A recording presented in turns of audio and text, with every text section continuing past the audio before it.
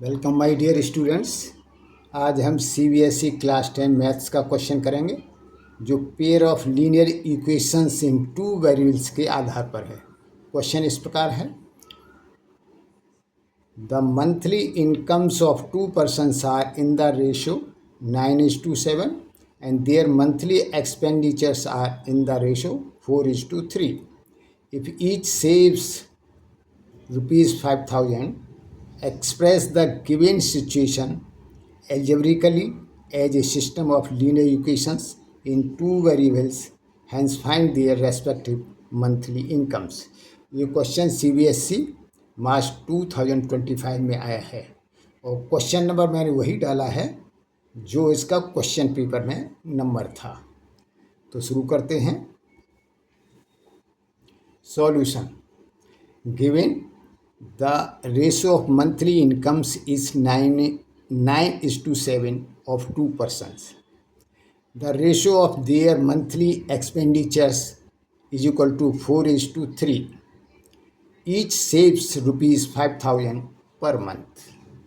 Concept, इसमें concept क्या लगेगा? Savings is equal to income minus expenditure. Let the monthly incomes be 9x and 7x. हमने इस तरह से इनको क्यों लिया है? सपोज आपके पास 4 पेंसिल्स हैं और मेरे पास 6 पेंसिल्स हैं, तो किस रेशो में है? 4:6.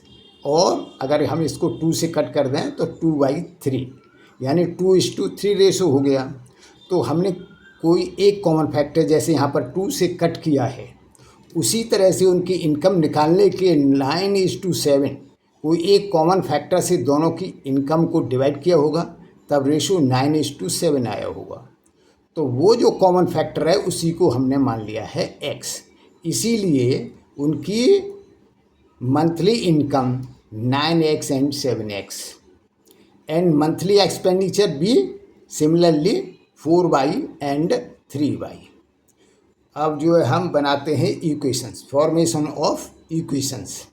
For the first person, 9x income minus expenditure 4y is equal to saving 5,000. Equation 1. For the second person, 7x income minus expenditure 3y is equal to 5,000.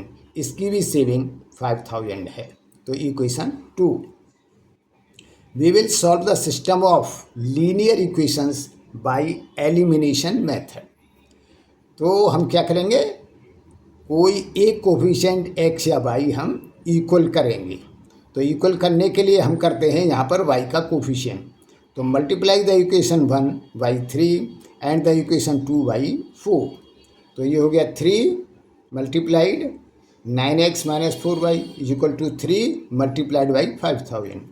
यहाँ से this implies 27x minus 12y is equal to 15,000. Equation 3.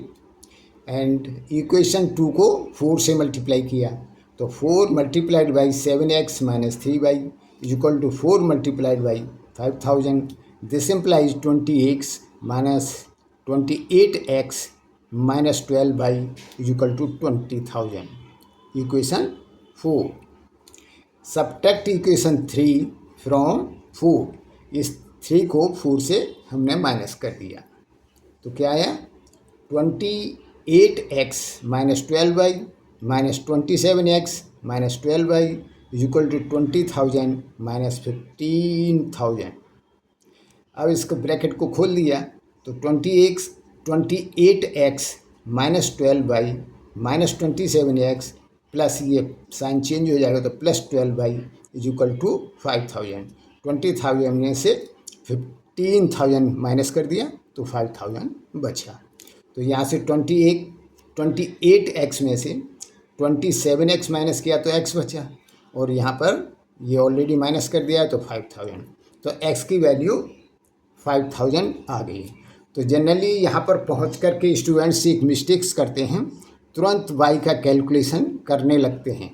तो हमको question पर ध्यान देना है कि हमको क्या फाइंड आउट करना है.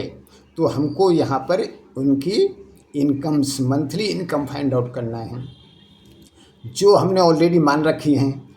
तो first person income is equal to 9x is equal to 9x हमने 5000 निकाला है, तो 9 into 5000 is equal to 45,000 and second person income is equal to 7x is equal to 7 multiplied by 5000 is equal to 35,000।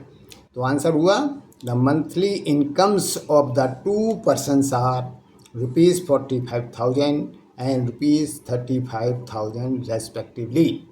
यदि हमको जो है monthly income की बजाय एक्सपेंडिचर पूछा होता तो हम वाई की वैल्यू कैलकुलेट करते, लेकिन यहाँ एक्सपेंडिचर पूछा नहीं है, इसलिए हमको वाई की वैल्यू कैलकुलेट करने की ज़रूरत नहीं है।